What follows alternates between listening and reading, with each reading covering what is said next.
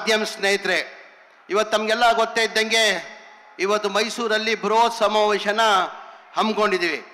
ಕಾರಣ ಅಂದರೆ BJP ಹಾಗೂ JDS ಅವರು ಪಾದಯಾತ್ರೆ ಮುಖಾಂತರ ನಾಳೆ ಮೈಸೂರು ಬರ್ತಾ ಇದ್ದಾರೆ.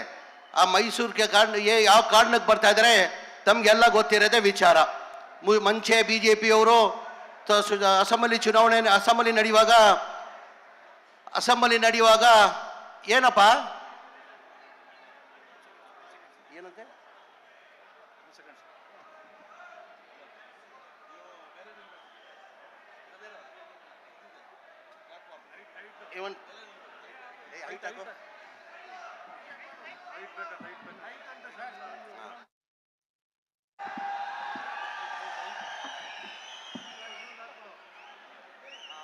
ತಮಗೆಲ್ಲ ಗೊತ್ತೇ ಇದ್ದಂಗೆ BJP ಅವರಿಗೆ ಯಾವ ಇಶ್ಯೂ ಇರಲಿಲ್ಲ.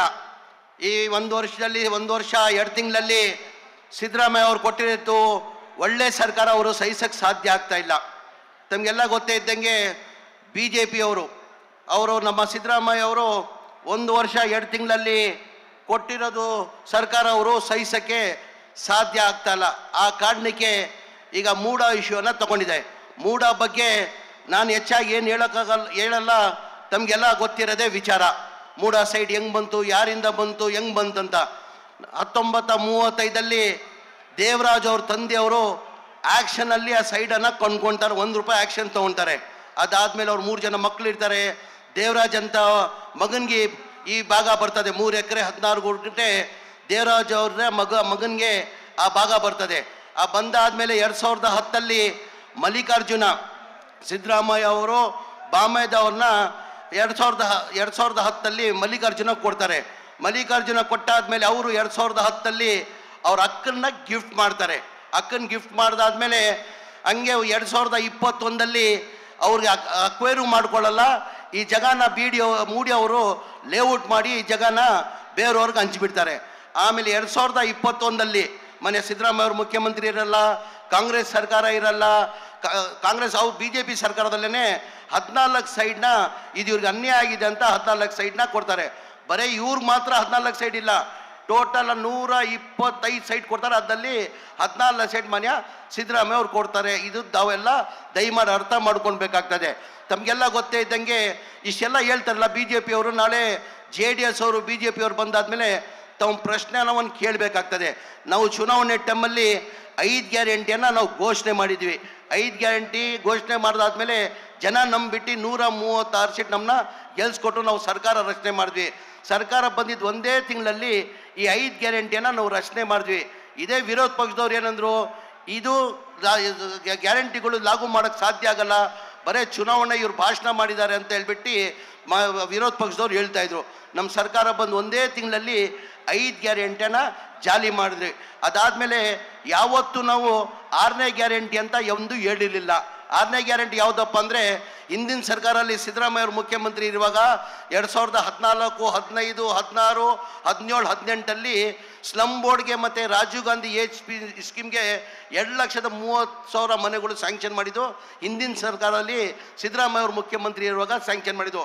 ಅದಾದಮೇಲೆ ಸಮ್ಮಿಶ್ರ ಸರ್ಕಾರ ಬಂತು, BJP ಸರ್ಕಾರ ಬಂತು, ಅವ್ರು ಒಂದು ಮನೆಯೂ ಸ್ಯಾಂಕ್ಷನ್ ಮಾಡಿಲ್ಲ, ಒಂದು ಮನೆಯೂ ಕೊಡೋಕ್ಕೆ ಸಾಧ್ಯ ಆಗಿಲ್ಲ.